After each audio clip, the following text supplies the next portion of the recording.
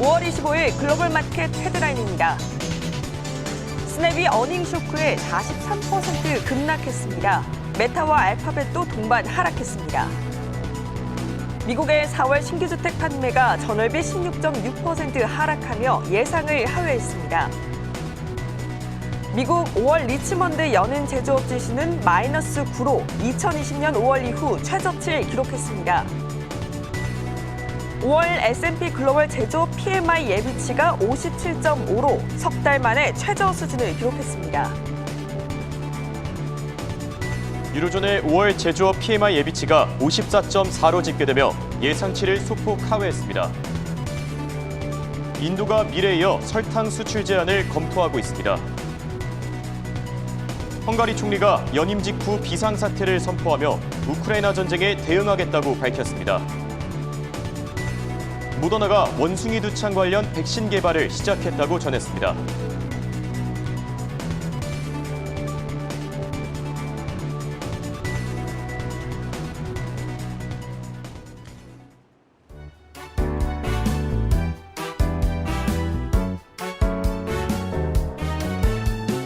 여러분 안녕하십니까? 굿모닝 한경글로벌 마켓의 이가은입니다. 안녕하십니까? 홍성진입니다. 네, 간밤 뉴욕 증시 스냅의 분기 실적 경고 속에 기술주들이 함께 하락을 했습니다.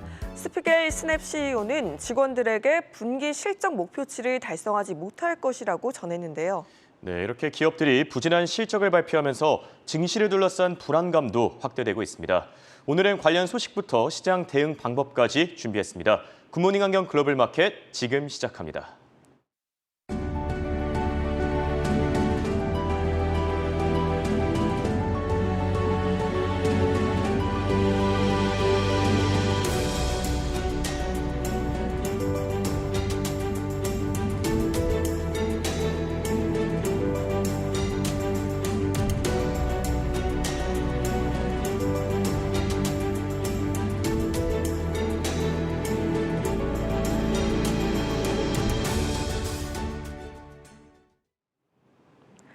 변동성 큰 장세가 이어지고 있습니다. 전일의 급등과 달리 오늘 뉴욕 증시 하락세 보였는데요. 다우지수 장중 내내 내림세 보이다가 장 마감을 앞두고 0.15% 상승 전환을 했고요. S&P 500 지수 0.81% 하락하며 3,941선 기록했습니다. 기술주들의 급락 속에 나스닥 지수는 무려 2% 넘게 빠지면서 11,264선으로 오늘 3대 지수 혼조세로 장을 마감했습니다. 유럽 증시도 동반해서 하락을 했죠. 뉴욕 증시의 조정에 유로존의 5월 제조업 PMI 예비치가 부진한 것도 영향을 미쳤는데요. 프랑스 깍그 지수 1.66% 빠졌고요. 독일 닥스 지수도 1.8%대 하락세를 나타냈습니다. 아시아 시장도 함께 확인해 보시죠. 일제히 큰 폭의 내림세를 보였습니다. 먼저 우리 시장 전일의 뉴욕 증시 상승세를 반영하려나 싶었지만 스냅의 실적 경고와 기업들의 저조한 전망으로 경기 침체에 대한 불안감이 커졌습니다. 코스피가 1.57% 내려서 3거래일 만에 약세 전환했고요. 코스닥 지수 역시 2% 넘게 빠져서 865선에서 마감을 했습니다. 중국 증시는 경기 둔화 우려가 투자 심리를 위축시키고 있습니다. 베이징의 코로나19 신규 확진자가 100명에 육박하고 전문가들도 일제히 중국의 경제 전망치를 하향 조정했는데요. 상해 종합지수 무려 2.41%까지 내렸고요. 홍콩 항생지수도 1.75% 내림세로 장을 마쳤습니다. 마지막으로 일본 증시도 확인해 보시죠. 뉴욕 증시의 영향과 지난 2거래의 600포인트 가까이 상승한 데 따른 차익 실현 매물이 출회되면서 0.94% 하락했습니다. 국채 금리는 어땠을까요? 위험 회피 심리가 강해지면서 미국 국채 가격은 오르고 국채 금리가 하락 중입니다. 미국 10년물 국채 수익률 장중에 2.71%까지 떨어졌었는데요. 2.76%대에서 거래를 마쳤고요. 2년물의 경우에는 오늘 0.13%포인트 빠지면서 2.49% 기록을 했습니다. 더 자세한 시장 상황 미래에셋증권 미디어 콘텐츠 본부 서상영 본부장과 살펴보겠습니다. 안녕하십니까? 네, 안녕하십니까. 네, 스냅의 영향이 시장에 큰 충격을 준 것 같습니다. 전반적인 시장 흐름 어떻게 보셨나요? 일단 미국 증시는 스냅이 거시경제 환경으로 실적 목표를 달성하지 못할 것이라고 경고를 하자 경기 침체 이슈가 재부각되면서 하락을 했습니다. 그 경제지표 결과도 예상을 하회하자 관련 우려가 확산되면서 장중에 나스닥이 4% 가까이 급락을 했었고요. 그러나 관련 이슈가 새롭지 않은 부분이라는 점을 감안 안정을 찾은 가운데 스냅으로 기술주, 여행, 레저, 항공 등이 부진했지만 경기 방어주가 견고한 모습을 좀 보이는 차별화가 진행되면서 장 마감을 앞두고 낙폭을 줄이면서 마감을 했습니다. 예, 지금 언급해 주셨듯이 특히나 나스닥 지수가 2% 넘게 빠졌습니다. 주요한 원인들 좀 짚어주시죠.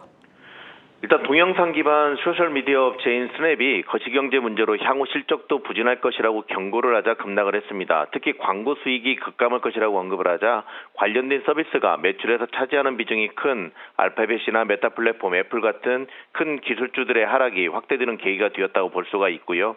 여기에 최근 화두가 되고 있는 경기 침체 이슈를 재부각시키면서 전반적인 투자 심리 위축 또한 위축시켰습니다. 한편 보통 경기 침체는 소비 둔화에 따른 재고 증가가 확대될 경우 나타나는데 최근 월마트와 타겟의 재고 증가 소식에 이어서 이날 실적을 발표했던 의류업체인 에버크롬비 앤 피치도 재고 증가를 언급을 해서 관련 우려를 더욱 자극을 했고요. 그렇지만 최근에 재고 증가 이슈는 소비자들이 제품 구매에서 서비스 구매로 소비 행태를 전환하면서 나타나는 일시적인 현상일 가능성을 배제할 수가 없습니다. 여기에 고용이 안정을 보이고 있어서 경기 침체 우려가 과도하다는 해석에 힘을 실어주었고요. 결국 오늘 미증시의 하락은 경기 침체 이슈가 재부각된 데 따른 것이지만 지속적인 영향을 줄 가능성은 크지 않을 것으로 판단하고 있고 그보다는 기술주들의 투자 심리를 결정할 것으로 예상되는 엔비디아의 실적 발표가 한국 시각 목요일 새벽에 예정돼 있기 때문에 이에 따라서 전반적인 장의 흐름이 변화를 좀 보일 것으로 예상을 하고 있습니다. 지금까지 미래에셋증권 서상영 본부장이었습니다. 고맙습니다. 네, 감사합니다. 네, 이어서 오늘장 특징주들 강수민 캐스터와 확인해 보시죠.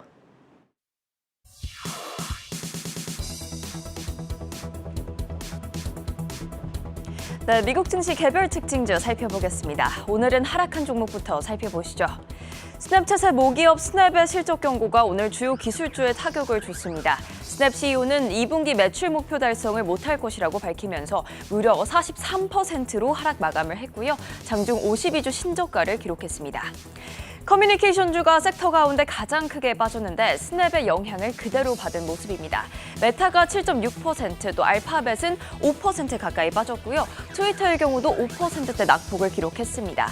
로쿠가 또 13%, 핀터레스트는 무려 23%가 빠지면서 두 종목 모두 장중 52주 신저가를 기록했습니다. 어제장 3% 강세를 보이던 디즈니 오늘장에서는 4% 빠지며 하락 마감했습니다. 한편 다이와 캐피털은 디즈니에 대한 매수 의견을 유지했는데요. 목표가는 $201에서 $151로 하향 조정했습니다. 저가 매수 기회를 포착해야 한다고 전달했고요. 또 넷플릭스도 4% 가까이 떨어진 모습 확인하실 수 있습니다. 애플은 2% 가까이 빠졌는데요. 다만 뱅크 오브 아메리카로부터는 긍정적인 투자 의견을 받았습니다. 매수 의견을 유지했는데요. 뱅크 오브 아메리카는 애플의 앱스토어 수익 성장이 가속화되고 있다고 분석했습니다. 애플의 광고와 애플케어, 또 TV 플러스, 피트니스 플러스, 뉴스 플러스 등의 이런 새로운 기능들이 전반적인 서비스 수익성 성장으로 이어질 것으로 평가했습니다. 애틀란틱 에쿼티스가 로블록스에 대한 투자 의견을 중립으로 하향 조정했습니다. 로블록스가 온라인 게임 플랫폼을 수익화하면서 사용자 참여 숫자가 감소할 수 있다는 우려입니다. 오늘장 로블록스 10% 가까이 빠지며 하락 마감했습니다. 네, 이어서 클라우드 기반 데이터 플랫폼 기업 바로 스노우플레이크입니다. 로젠블렛 증권이 이번 주 실적 발표를 앞두고 있는 스노우플레이크에 대한 투자 의견을 중립에서 매수로 상향 조정했습니다. 현재 밸류에이션이 저렴하다고 분석했는데요. 다만 오늘장 스노우플레이크도 6%대가 빠지면서 장중 52주 신저가를 기록했습니다. 번스타인은 도어대시에 대한 시장 수익률 상회 의견을 제시했습니다. 도어대시를 마켓 리더로 평가하며 이 배달 음식의 수요 측면에서 장기적인 성장 가능성이 보인다고 분석했습니다. 다만 오늘장 도어대시 7.5%로 크게 빠지며 마감했습니다. 번스타인은 테슬라에 대한 시장 수익률 하회 의견을 재차 내놓았습니다. 일론 머스크의 트위터 인수가 테슬라 주가 하락으로 이어질 것이라며 우려했는데요. 오늘장 테슬라 7% 가까이 떨어지며 $628 선에 마감을 했습니다. JP모건이 보잉에 대한 비중 확대 의견을 유지했습니다. JP모건은 보잉이 787과 737 인도를 계속해서 실행해야 한다고 전했는데요. 어제 이어 오늘장 보잉 3.7%가 떨어지며 다우지수 편입 종목 가운데 두 번째로 크게 빠졌습니다. 모더나는 원숭이 두창 관련해 백신 개발을 시작했다고 설명했습니다. 하지만 오늘장 4%로 좀 크게 빠진 모습이고요. 이어서 반도체주 흐름도 짚어가겠습니다. 엔비디아와 AMD 또 마이크론 테크놀로지가 모두 4%대 빠졌습니다. 따라서 필라델피아 반도체 지수와 속스 ETF도 2.4%대 떨어졌습니다. 네, 이어서 상승한 종목들 살펴봐야겠죠. 오늘 11개 섹터 가운데 유틸리티주가 가장 크게 올랐고요. 뒤를 이어서 필수 소비재가 상승했습니다. 코카콜라는 1.8% 오르면서 다우지수 편입 종목 가운데서도 네 번째로 크게 올랐고요. 코스코의 경우도 2% 가까이 상승하며 마감했습니다. 네, 끝으로 실적을 발표한 두 개의 기업들 살펴보겠습니다. 전자제품 유통업체 베스트바이인데요. EPS는 시장 예상을 조금 밑돌았지만 매출이 월가 예상을 상회하면서 오늘장 1% 상승으로 마감했습니다. 줌비디오는 EPS가 시장 예상을 상회하고 또 매출은 시장 예상에 부합했습니다. 가이던스도 상향 조정하면서 오늘장 5.6%라는 강세를 보이고 있습니다. 또 줌비디오의 경우는 하이브리드 근무 서비스를 위한 제품을 개발 중이라고도 전했습니다. 지금까지 미증시 특징주 살펴봤고요. 원자재 시황은 최보아 캐스터가 전해드립니다.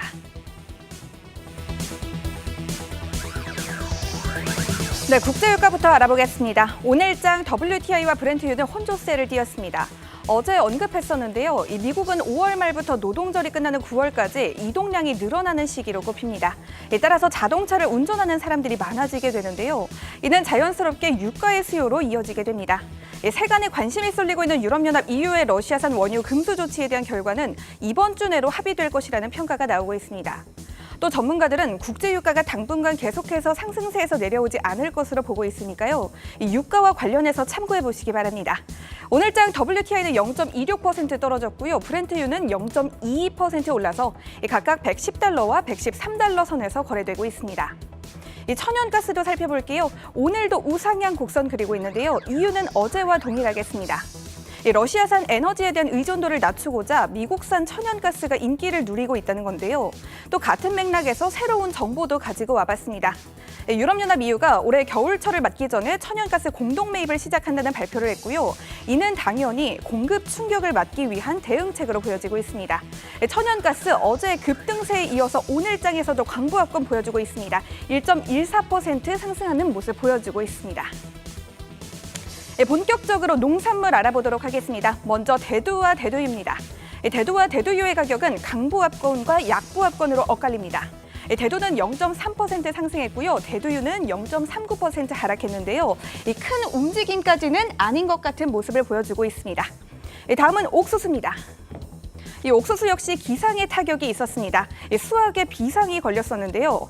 그래도 일주일 전보다는 생산량이 49%가량 늘어나면서 안도의 한숨을 내쉬는 농부들이 많아졌다고 합니다.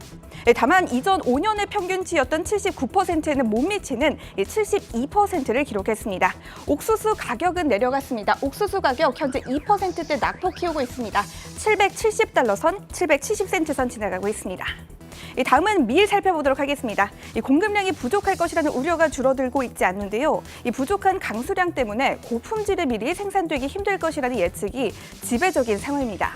또 전쟁이 장기화되면서 밀 생산과 수출의 차질이 빚어질 것이라고 이해하셔도 좋겠습니다. 가격도 살펴보도록 하겠습니다. 현재 3%대 근접하게 떨어지고 있습니다. 2.98%대 낙폭을 키워가면서 1,154센트 선 터치하고 있습니다. 다음은 커피입니다. 우크라이나 사태가 길어지면서 커피의 수요 역시 피해를 입고 있습니다. 스타벅스가 15년 만에 러시아에 있는 매장 130개의 문을 모두 닫겠다고 발표하면서 약세 흐름을 이어가고 있는 모습입니다. 커피 가격도 알아보도록 하겠습니다. 1% 미만으로 탄력을 잃어가고 있습니다. 0.89%대 빨간불 켜내고 있고요. 213센트 선 지나가고 있습니다. 다음은 설탕 살펴보겠습니다. 지난주에는 인도가 밀 수출을 금지하겠다는 초유의 결단을 내리면서 시장을 출렁이게 했었는데요. 이번에는 설탕의 수출을 막습니다. 이유는 밀대와 같습니다. 내수시장 보호를 내세우고 있는데요. 설탕의 공급에 차질이 빚어질 것으로 보이고 있습니다. 설탕 가격 현재 약보합권에서 움직이고 있습니다. 0.05% 빠지고 있고요. 19센트 선 지나가고 있습니다. 다음은 귀리입니다. 귀리도 이렇다 할 만한 새로운 소식은 없었는데 독특한 모습을 보이고 있습니다. 이 독특한 소식은 바로 7%대 급등세를 이어가고 있다는 겁니다. 특이한 소식이 없었는데 독특한 움직임 보여주고 있다는 점 기억하시면 좋을 것 같습니다. 다음은 원목 살펴보도록 하겠습니다. 그간 오랫동안 크게 빠지다가 오늘장에서는 조금은 올라주는 모습입니다. 오늘장에서는 1.5%, 1.6%가량 올라주면서 좋은 흐름을 이어가고 있는 모습입니다.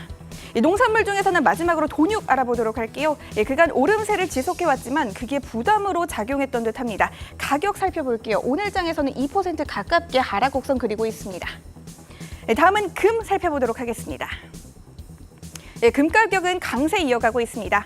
달러화가 2거래일 연속 월중 최저치를 보이면서 금 가격의 상승을 견인했다고 볼 수가 있는데요. 달러가 위험 자산으로 분류된다면 금은 안전 자산으로 분류되기 때문에 반비례 관계에 놓였다는 정석적인 원리를 들 수가 있겠습니다. 가격 좀 보도록 할게요. 강보합권에서 움직이고 있습니다. 0.94% 올라주면서 1,865달러 선 지나가고 있습니다. 은도 보도록 할게요. 은은 어제에 이어서 오름세 이어가고 있습니다. 등락을 거듭하는 만큼 추이를 잘 따라가 보시면 좋겠습니다. 다음은 팔라듐 알아보겠습니다. 팔라듐과 백금은 러시아에 의해서 좌우된다고 해도 과언이 아닐 텐데요. 영국이 러시아산 팔라듐에 높은 관세를 부과하겠다고 발표하면서 팔라듐의 가격에 영향을 미치는 것으로 보여지고 있습니다. 이 부담을 이기지 못하고 있는 것 같은데요. 팔라듐 가격 보겠습니다. 2% 거의 근접하게 오르고 있습니다. 1.5%대 초록불 켜내면서 1,997달러 선 지나가고 있습니다. 다음은 백금도 알아보도록 하겠습니다. 올해 1분기에 백금의 수요는 26% 급감하는 모습을 보였었는데요. 하지만 앞으로는 기업들이 팔라듐을 백금으로 대체하려는 움직임이 나오면서 향후 구매율이 꽤나 높아질 것으로 평가되고 있습니다. 백금 가격 다만 오늘장에서는 떨어지고 있습니다. 1%대 미만으로 떨어지고 있고요. 약보합권에서 움직이고 있습니다. 941선 터치하고 있습니다. 다음은 니켈도 살펴보도록 하겠습니다. 시티그룹은 니켈이 어려운 흐름을 이어갈 것으로 전망했습니다. 톤당 25,000달러 아래로 추락할 것이라고 언급했었는데요. 가격 보도록 할게요. 25,000달러까지는 아직은 먼 모습입니다. 현재 4%대 내리막길 걷고 있습니다. 26,565선 터치하고 있습니다. 다음은 아연도 살펴보도록 하겠습니다. 페루의 비금속 생산업체인 넥사 리소시스가 아연의 생산을 재개했다는 말을 전했습니다. 해당 소식에 아연 가격 떨어지는 모습 보이고 있습니다. 큰 움직임은 아닌 것 같습니다. 아주 조금 미미한 움직임 보이고 있습니다. 0.38% 떨어지면서 3,771선 터치하고 있습니다. 다음은 굴입니다. 다보스 포럼에서 전 세계가 경제 위기에 맞닥뜨릴 수 있다는 예측이 나왔고요. 구리 가격에 직접적인 영향을 미쳤습니다. 다만 크지는 않은 모습입니다. 1% 이내고요. 0.84%가량 내리막길 걸으면서 4.31선 터치하고 있습니다. 마지막으로는 주석과 알루미늄 그리고 납 한꺼번에 살펴보겠습니다. 오늘장에서 모두 내려가고 있습니다. 가격도 좀 보도록 할게요. 주석은 0.33%, 알루미늄은 2%대 조금 강하게 빠지고 있고요. 이 납은 1% 이내로 0.84% 빨간불 켜내고 있습니다. 지금까지 원자재 시황이었고요. 이어서 ETF 시황이 이어집니다. ETF 소식을 생생하게 전해드립니다. 현재 시간 24일 화요일장에서 상승한 ETF와 하락한 ETF를 살펴보겠습니다. 우선 이날장에서는 스냅발 위기에 3대 지수가 하락하면서 폭락장에 해칭하는 펀드가 상승했고요. 소셜미디어 기업에 베팅하는 펀드는 하락 마감했습니다. 또한 유럽연합의 탄소 배출권과 관련한 ETF는 상승했으며 기기코노미 관련 기업을 추종하는 펀드는 하락 마감했습니다. 자세히 살펴보겠습니다. 네, 우선 이날 폭락장에 해치가는 심플리파이 테일 리스크 스트래티지 ETF가 상승 마감했습니다. 테일 리스크란 통계상의 정규 분포도 양끝 꼬리 부분을 의미하는 것으로 실제 발생한 가능성은 낮지만 한 번 일어나면 큰 충격을 줄 수 있는 리스크를 말합니다. 이 펀드는 S&P 500의 풋옵션을 통해서 대폭락장을 액티브로 해칭하고 있는데요. 운용 전략은 다소 복잡합니다. 자금의 100%가 아닌 20% 정도만을 풋옵션 매수에 사용하고 나머지 자금은 인컴 자산에 투자하여 돈을 버는 구조입니다. 최근 들어 현재 시장 상황을 닷컴 버블과 같은 큰 폭락장에 비유하는 기사들이 많은데요. 이 때문에 CYA 같은 펀드가 탄력을 받고 있습니다. 이 펀드는 한 달간은 3%가량 상승했습니다. 유사한 ETF로는 테일과 이에 글로벌 버전인 페일이 있습니다. 캠브리아에서 운용하는 펀드들인데요. 우선 테일은 유동성이 낮을 때 풋옵션을 많이 매수하고 변동성이 클 땐 풋옵션을 적게 매수해서 이득을 보는 전략을 취하고 있으며 대부분 투자는 중기 미국 국채에 하고 있습니다. 운용 보수와 자산은 두 종류 모두 비슷하며 각각 올해에는 테일은 1% 빠져서 마감했고 페일은 7%가량 상승하고 있는 흐름 보여주고 있습니다. 이날 상승한 또 다른 ETF는 크레인시어스의 유로피안 카본 얼라원스 ETF로 유럽연합 탄소 배출 선물 인덱스를 추종하는 펀드입니다. 유럽은 탄소 배출권 거래가 가장 활성화되어 있는 지역 중 하나라고 하는데요. 제조업 중심의 전통 산업이 많고 유럽 국가들의 배출권을 통합하여 완전 경쟁 시장이 구축되어 있어 미국보다 거래 규모가 8배 더 크다고 합니다. 어제 미국 천연가스 ETF를 상승 종목으로 소개해드렸는데 앞으로도 천연가스 발전 비중을 높여야 하는 하나 러시아 등 지정학적 요인으로 그 가격이 급등하니까 이보다 싼 석탄 발전이 늘어나게 됩니다. 때문에 배출권 관련 펀드에 영향을 줄 수 있겠습니다. 네, 마찬가지로 크레인시어스에서 운용하고 있는 다른 지역 탄소 배출권 펀드도 비교해 보겠습니다. KRBN 펀드는 유럽에는 75%, 나머지는 미국에 투자를 하고 있는 글로벌 펀드이고요. KKCA는 미국 캘리포니아에 집중적으로 투자하는 탄소 배출권 펀드입니다. 세 종목 모두 올해 들어서는 내리막길 걷고 있습니다. 한편 전일 스냅이 실적을 발표한 이후 시간외에서도 27%까지 하락한 바 있는데요. 오늘도 40%로 굉장히 큰 하락세를 이어가면서 소셜미디어 관련 기업들 전반이 약세를 보였습니다. 관련하여 글로벌엑스에서 운용하는 소셜미디어 ETF도 하락폭이 컸습니다. 티커명은 소셜을 연장시키는 SOCL입니다. 하지만 SOCL의 약세는 오늘만의 이야기는 아닌데요. 올해 들어서도 38%, 1년 전부터도 50%가량 하락하고 있습니다. 어떤 종목들을 담고 있길래 이렇게 낙폭이 큰 걸까요? 상위 보유 종목들 확인해 보시겠습니다. 대체로 올해 낙폭이 컸던 기술주들입니다. 텐센트와 메타를 10%가량씩 보유하고 있고요. 오늘 40% 하락한 스냅 외에도 알파벳과 네디즈를 6% 이상씩 보유하고 있습니다. 이외에도 카카오와 바이두, 네이버와 트위터, 그리고 매치그룹 등을 고루 보유하고 있다는 점 알려드립니다. 지금까지 ETF 시황 살펴보셨습니다. 현명한 투자 하시기 바랄게요.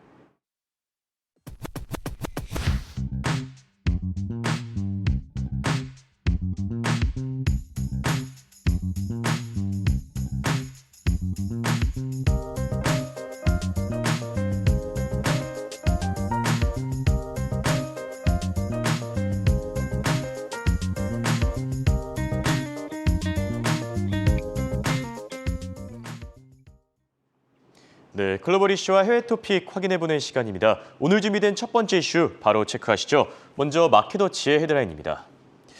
네, 스냅의 실적이 부진하게 발표된 가운데 인터넷주 추가 하락을 암시한다는 분석이 나왔고 또 애틀란타 연은 총재는 경기 침체 없이 인플레이션 통제가 가능하다며 연준의 금리 인상 정책이 경제에 타격을 주지 않을 것이다라고 확신했습니다.